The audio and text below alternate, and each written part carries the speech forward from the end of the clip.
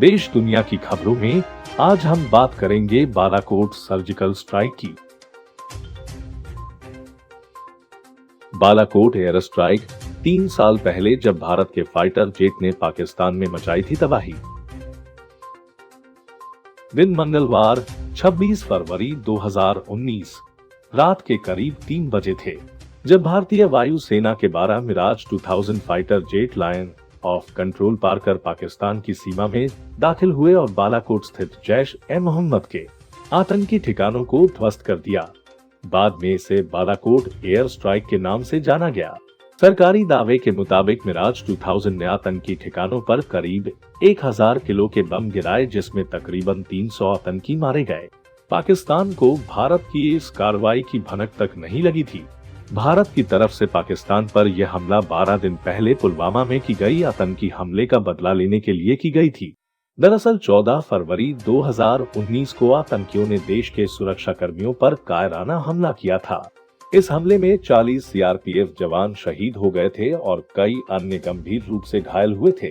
जम्मू कश्मीर राज्य के पुलवामा जिले में जैश-ए-मोहम्मद के एक आतंकवादी ने विस्फोटकों से लदे वाहन को सीआरपीएफ जवानों की बस से टक्कर मार दी थी। इस टक्कर के बाद एक जोरदार धमाका हुआ और बस से जा रहे सीआरपीएफ के जवानों के शत विक्षत शरीर जमीन पर बिखर गए थे। जब जगह तय कर ली गई, उसके बाद सभी एजेंसियों ने इनपुट निकालना शुरू किया। रॉ आईबी ने जैश के ठिकानों की पुख्ता जगह निकालनी शुरू की। भले ही इस हमले में वायुसेना का अहम रोल था, लेकिन थल सेना को भी अलर्ट पर रखा गया। एस्कर एलओसी के पास वाले इलाके में जवान पूरी तरह सतर्क थे। एयर स्ट्राइक से 2 दिन पहले ही प्लान तय हुआ कि मिराज 2000 के साथ हवाई चेतावनी और नियंत्रण प्रणाली अवैक्स को भी तैनात किया जाएगा। इन्हें ग्वालियर में तैनात किया गया, साथ ही आगरा बेस को भी अलर्ट पर रखा गया था।